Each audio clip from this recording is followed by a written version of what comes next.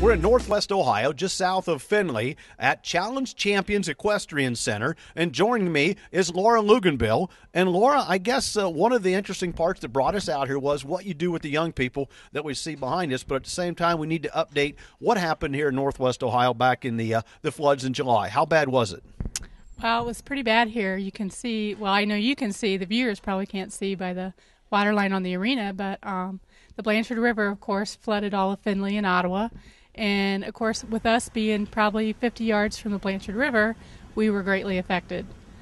Now, when you say 50 yards from the river, we were looking at some photos pinned up on the bulletin board, and it looks like, yeah, the water's way out of its banks until you go out here in reality and look down and realize, yeah, it's 20 or 30 feet down to the river also. The little sun shed out here was underwater.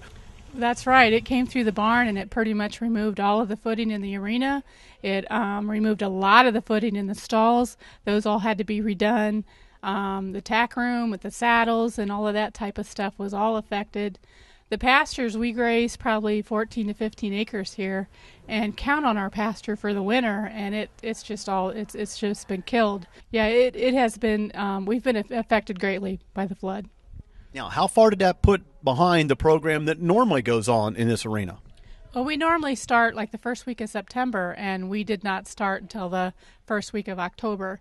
Took 4 weeks of a lot of volunteers, a lot of hard work. Now, you and your husband, Gary, and Pandora Grain that you own and operate, and a lot of their employees all came out and made all of it happen. But bottom line is there's a lot of hours invested here that there's no way recouped by anybody from an outside organization or any agency. That's true. You know, we were very fortunate to have a good base of volunteers which come out and help the children anyway, and they were all very willing to come out and get their hands dirty. And yeah, the employees, if we would not have had these things, the cost would have been catastrophic. Now, tell me about the kids that come here. What ages and what's the purpose of coming out here to ride? Well, we service special needs individuals from the ages 4.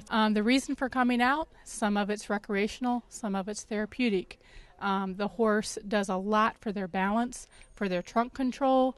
The movement of the horse really duplicates a lot of physical therapy work, so that type helps their balance walking, their flexibility. The other thing, a lot of these kids are not able to participate in normal high school or grade school sports, type things like that their peers are. And this is something that they can do. They can, and they know which horse they want to ride. And for some of them, talking's not something they normally do, but they seem to do pretty well with the commands. Before we go to that, Anita, your instructor here, who I understand is a certified instructor for this program and your accredited programs. Mm-hmm. We're an accredited program with NARA, which is the North American Riding for the Handicap Association.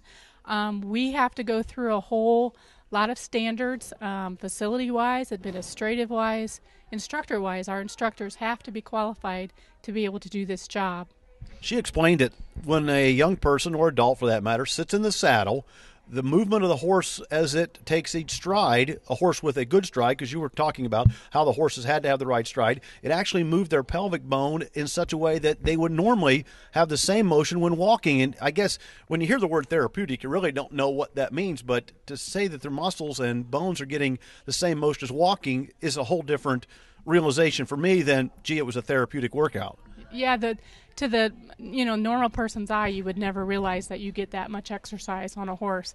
I guess take your own self. If you've ever went on a vacation and okay, let's go saddle, horseback riding, and you ride this horse on the trails for your ride an hour or two, tell me that you won't feel that the next day when you get out of bed. Now, when we took it the experience for tonight, one night, just a 2-hour program that we set in on and 2 different classes through, but an awful lot of volunteers it takes to make any one of these happen.